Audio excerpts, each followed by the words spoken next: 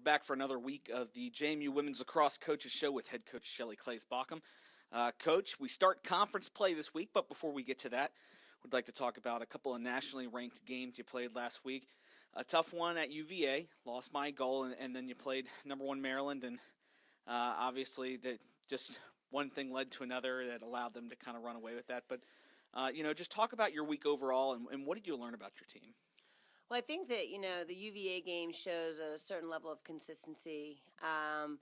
We've got great athletes. We've got great depth. It's just being able to put it all together on game day. And I think that we played a really great game. We had a tough officiating day.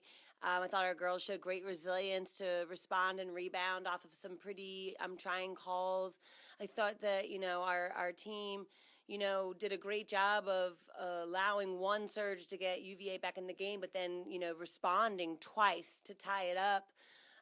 We just didn't have enough toughness to finish the game. And that's what, ultimately we're working on right now is being able to have the composure to slow those big moments down and having the toughness to finish that play. So, really pleased to see the overall level of athleticism is showing through now compared to the beginning of the year. And now we're just chipping away at being able to close out that game. So, unfortunately going into Maryland, we just didn't see that level.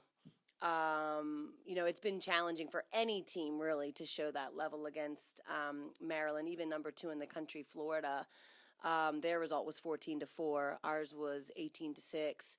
So it's difficult to play with that team. I mean, that team does a great job of exposing weaknesses. I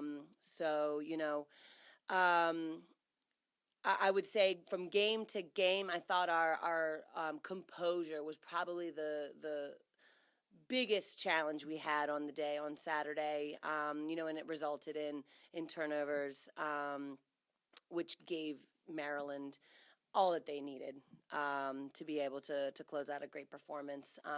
Was really pleased with our draw controls on the week, though. We competed hard versus UVA, and we competed hard versus Maryland. Last year, we really struggled in the Maryland game with draw controls. This year, we competed 13-13, so I was really pleased that we could win 50% of those draws.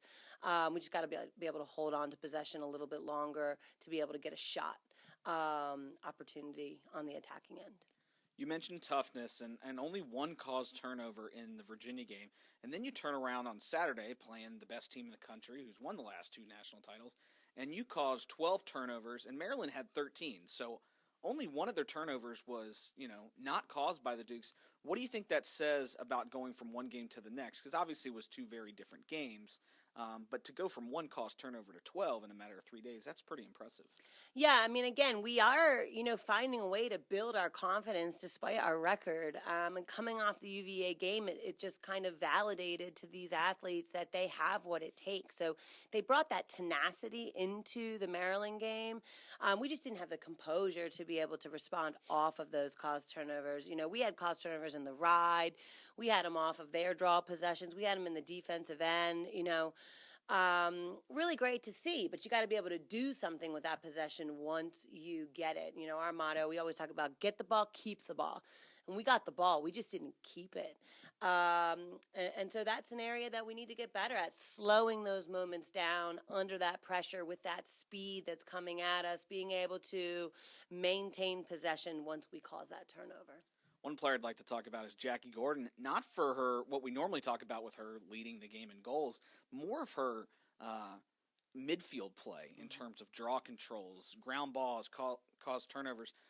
What did she do so well that allowed her to perform as well as she did, not just offensively, but on the defensive end? Well, we've been really pushing her in that area. I mean, she's a former ice hockey player. She's got great hands and great feet, and we just don't think that she's been impacting that aspect of the game, the hustle stats, as much as she could be. So we've been pushing her there. I thought she responded in the Maryland game. I was pleased with her presence on the draw. She's been asking for more opportunities, and I keep telling her, we'll prove that you deserve to to be there. She was just in the mix a lot more. And I think that if we can continue to motivate her with her work rate, we're going to find a lot more consistency in that area. But, honestly, it wasn't just Jackie. It was all of our middies showed great in our hustle stats. Haley Warden had another really good day, and Taylor Gress had a great day. Just, getting ground balls, cause turnovers, draw controls, and just really giving our team a strong energy boost when we needed it the most. You head into conference play this Saturday when you take on William and Mary. What do you know about the Tribe, and how ready is this team for conference play? Well, it's a team that's getting better and better. I think that this is Coach Frasky's third or fourth year now running the program. So they're a little bit more comfortable with her philosophy. I think we're seeing that show through and their ability to compete with some of, our state rivals. The past couple of years they haven't had wins against Richmond or Virginia Tech. And this year they're able to generate some wins in some tight battles. So obviously they're going to have some confidence coming from those results. But it's a very quick, scrappy team. They lead the conference in cause turnovers. I think that either JMU or William and Mary are first and second, or vice versa in draw controls. Ground balls is another stat that they do really well in, and probably are in the top or leading the conference in ground balls, if not somewhere right there. So it's just going to be a very fast-paced game. They have a lot of high-pressure style defenses, and that's going to be our next challenge. I think that both teams come in 0-0. Both teams come in really needing and wanting this win. So it's going to be which team is able to show the toughness and the composure to be able to finish plays and last 60 minutes. I'm really excited about this matchup right now. We have great history with William and Mary, a lot of respect for this program, and I think that our styles of play are pretty similar, so it's going to be a great match on Saturday. It's also your Friends of Jaclyn game, and you guys are going to sport the pink jerseys this Saturday. Talk a little bit about Friends of Jaclyn, and talk about Ellie, who was kind of an honorary team member a few years back. Yeah, it's been a few years since Ellie has passed now, but she's still so close to our heart. Her family is still really engaged in our program. She's got 3 siblings, 2 of which were triplets with her. The whole family is scheduled to be here on Saturday, and we're just looking forward to take the opportunity to celebrate her life, celebrate her attitude and resilience that she was able to show in the little bit of time that she had. And it's just a reminder to our athletes that as hard as things can be sometimes, grinding out the schoolwork, dealing with the sickness around college athletics, being able to stay committed and passionate about a game that they put so much time and energy in, life is not so bad.